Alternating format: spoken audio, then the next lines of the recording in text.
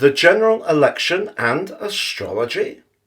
I'm astrologer Patrick Arundell, and in this special, I'm going to check out the character analyses of each of the main protagonists, with Nigel Farage having dramatically re-entered the fray. It's added some spice, some colour, and certainly some life to the campaign that's seeking for our attention and ultimately our votes on the 4th of July. What can more serious astrology tell us about each of Nigel Farage, Sir Keir Starmer, Rishi Sunak, but also Sir Ed Davey? So on the screen now, I'm showing Mr. Farage's natal chart, and his ascendant is in the precise Virgo, but it's very close to Pluto, the planet of power, but just over the other side of that first house cusp, which is how we appear to the world, is the revolutionary energies of Uranus. So this is a person who wants to confront things in a very bold and direct way. But if you see the position of the Sun, it's in the sign of Aries and it's in house 8. So finding the balance between how he expresses his individuality and how people receive that energy in terms of his close relationships is always going to be a little bit of a tough hoe. And the thing with Pluto in this particular angle, a 150-degree angle with the Sun, is it can make people feel a little threatening. And I feel that one of the things that Nigel Farage obviously finds quite exciting is pushing back against the status quo. So he's a natural street fighter in a sense. But also look at the position of his moon. His moon's actually in the 4th house, which suggests someone who really appreciates a cosy and comfortable home, but it's in the free-spirited sign of Sagittarius, so very much about freedom. But look at the relationship with Jupiter. Jupiter in Aries, like his Sun, but also his Mars. So his Mars is in its home sign, so that gives him a lot of thrust and a lot of self-belief.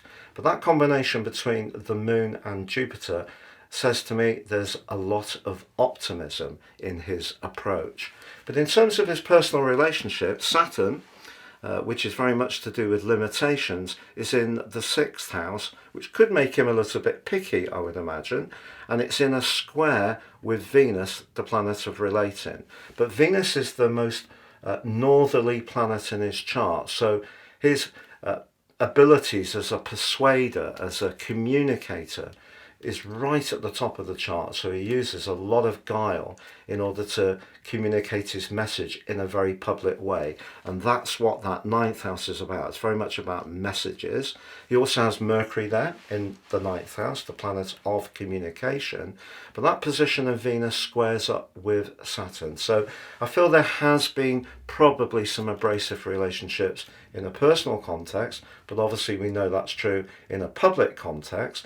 But this is a person who's very passionate, very much motivated by shaking things up and pushing back against what he feels is very limiting, unfair, goes too slow. This is a person who has a very powerful aura indeed, and that's what makes him, I feel, a very effective communicator, even if you don't necessarily agree with his message. On the screen now, I'm showing the chart for Sir Keir Starmer. Now, we don't have a time, so I've not even used an ascendant. I've assumed that the Sun is the ascendant, but rather like Nigel Farage, Pluto's right in the mix, but in a very powerful way. Pluto is the planet of power. So when you put Pluto on the Sun, the desire to be heard and to also transform things is incredibly strong, because that's what Pluto's about. Also, if we take the midpoint between the Sun and the Moon in his chart, that's also in Virgo. So this is a person who has a real grasp on details, but I feel it can make him somewhat cautious. So on the screen now is Sir Ed Davey, a Capricorn.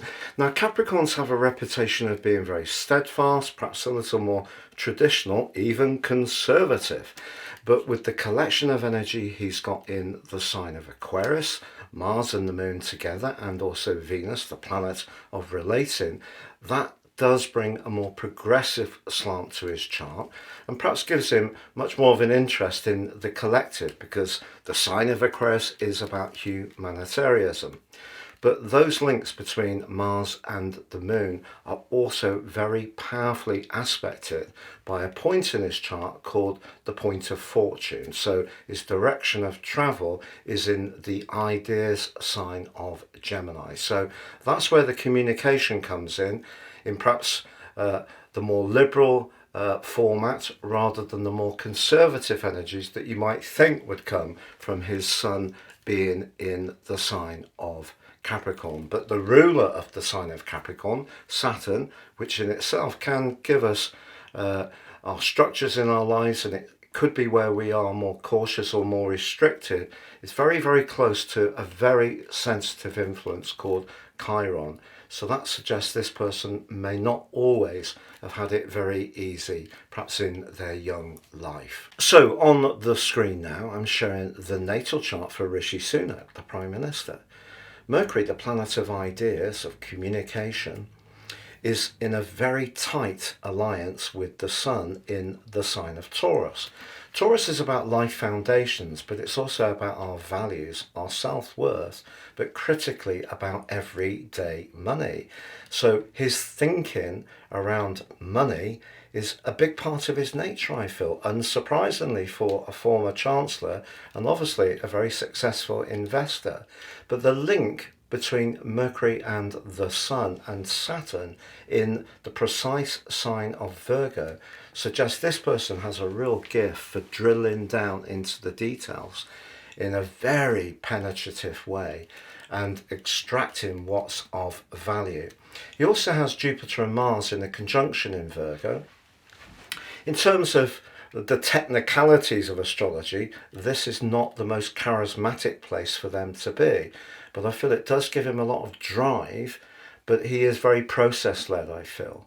And in terms of charisma, he does have the Moon in Aries, and it's in a very positive link with the point of destiny in his natal chart, which is in Leo.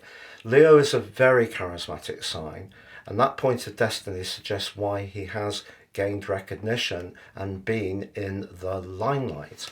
But Uranus, the planet of surprises and of innovation, is opposite his Sun and Mercury.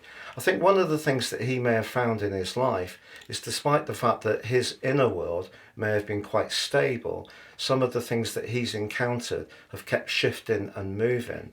Now, obviously in politics, it's not just about ability, it is about that personality power. And because he has the Moon opposite Pluto, I feel there may be times when he does feel a little bit up and down. But when it comes to going through things in a very systematic way, this person certainly has it all together. But when it comes to raising profile and generating interest in what he's trying to do, I feel this chart is more challenging for him.